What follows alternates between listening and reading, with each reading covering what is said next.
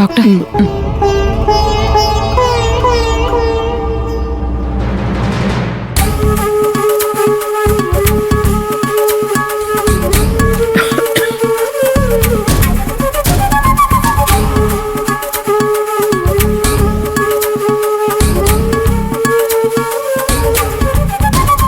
ஏன் ஈசு, டாக்டர் இம்பிட்டு நேரமா இந்த போட்டோவை ஊத்து பார்த்துக்கிட்டு இருந்தாங்க.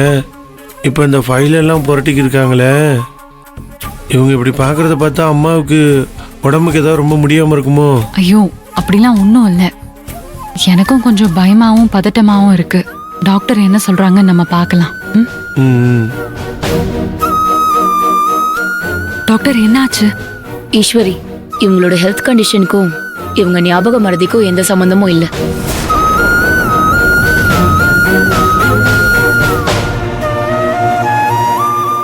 டாக்டர் ரொம்ப ரொம்ப தேங்க்ஸ். அத்தைக்கே இப்படி அடிக்கடி ஞாபக மறதி வர்றதுனால அதை நினைச்சு நான் ரொம்ப பயந்துட்டு இருந்தேன். இப்ப நீங்க சொன்னதை கேட்டதும் தான் எனக்கு கொஞ்சம் நிம்மதியாவும் சந்தோஷமாவும் இருக்கு. ஆமா டாக்டர், அம்மாவை பத்தி எங்க எல்லாருக்குமே ரொம்ப கவலையா இருந்தது. இப்போ நீங்க ஒரு நல்ல வார்த்தையை சொல்லி அந்த கவலை எல்லாத்தையும் போக்கிட்டீங்க. உங்களுக்கு எப்படி நன்றி சொல்றதுன்னு எங்களுக்கு தெரியல. பாத்தியா ஈஸ்வரி, தேவையில்லாம வருத்தப்பட்டேன் பாரு. டாக்டரே அவங்க வாயால எனக்கு எதுவும் இல்லைன்னு நான் சொன்ன மாதிரியே சொல்லிட்டாங்க. இப்போ உனக்கு நிம்மதி தானே? சரிங்க அத்தை. ஈஸ்வரி, உங்க அத்தைக்கு இப்போதைக்கு எந்த பிரச்சனையும் இல்லைனாலும் எவ்வளோ சீக்கிரம் ஆபரேஷன் பண்றோமோ அவ்வளோ நல்லது.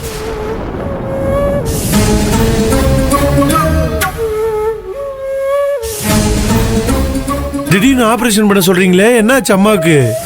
என்ன ஈஸ்வரி, அழகுக்கு எந்த விஷயமும் தெரியாதா? என்னது அது அது டாக்டர், அத்தைக்கு எதுக்கு உடனே ஆபரேஷன் பண்ண சொல்றீங்க? என்ன ஈஸ்வரி இப்படி இருக்கீங்க? இந்த ரிப்போர்ட்டை நான் கொடுக்கறப்பவே அவங்களுக்கு ஆபரேஷன் பண்ணணும்னு சொன்னனே.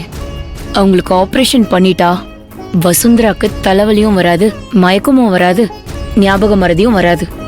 அதனாலதான் சொல்றேன், ஆபரேஷன் பண்றது பெட்டர். சரிங்க டாக்டர், ஆபரேஷன் பண்றதுக்கு நான் பணத்தை ரெடி பண்ணிடுறேன். That's fine. என்ன டாக்டர், எனக்காக என் உடம்பு நல்லா இருக்குன்னு ஈஸ்வரி கிட்டையும் அழகுகிட்டையும் சொல்லிட்டு, ஆனா அதே நேரத்துல எனக்கு ஆபரேஷன் பண்ணணும்னு உண்மையே சொல்லிட்டீங்களே. வசுந்தரா, உங்களுக்கு 4 உயிர் முக்கியம்னா அஸ் அ டாக்டரா எனக்கு உங்களையும் சேர்த்து 5 உயிர் முக்கியம். அதனாலதான் அப்படி சொன்னேன்.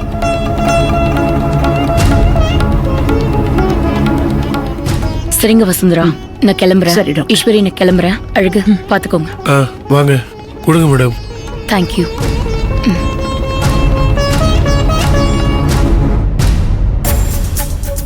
ஈஸ்வரி, இங்க பாரு, டாக்டர் சொல்றதெல்லாம் அவங்க இப்போதைக்கு ஆபரேஷன் பண்ணணும்னு தானே சொல்லிருக்காங்க. அதெல்லாம் நீ பெருசா எடுத்துக்காத. நீ அதுக்காக அலைஞ்சு திரிஞ்சு பணத்தெல்லாம் ரெடி பண்ணணும்னு அவசியம் இல்ல. நம்ம கடையை நல்லபடியா கொண்டு வரணும். அதுல வர பணத்தை சேர்த்து வச்சு எப்படியாவது மார்க்கெட்ல சீக்கிரமா ஃபைனான்ஸ் கம்பெனி ஆரம்பிக்கணும். அதுதான் ரொம்ப முக்கியம். என்னத்தை எப்படி சொல்றீங்க? ஃபைனான்ஸ் கம்பெனி வைக்கிறத விட நீங்க எங்களுக்கு ரொம்ப ரொம்ப முக்கியம் அத்தை. கடை வைக்கிறதுக்கு முன்னாடியே இந்த விஷயம் தெரிஞ்சிருந்தா நான் கடை வைக்காம அந்த பணத்தை வச்சு நான் உங்களுக்கு ஆபரேஷனே பண்ணிருப்பேன். ஆமா ஈசு, நீ சொல்றது 100க்கு 100 உண்மைதான். நம்ம தான் இப்ப அவசரப்பட்டு கடையை வச்சுட்டோம்.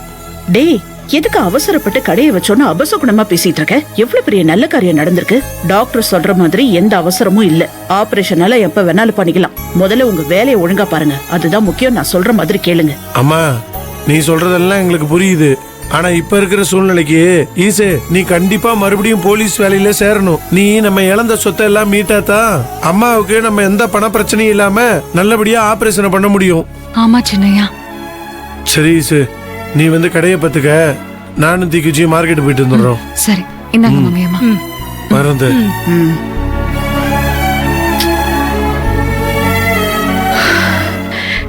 என்ன மங்க இது?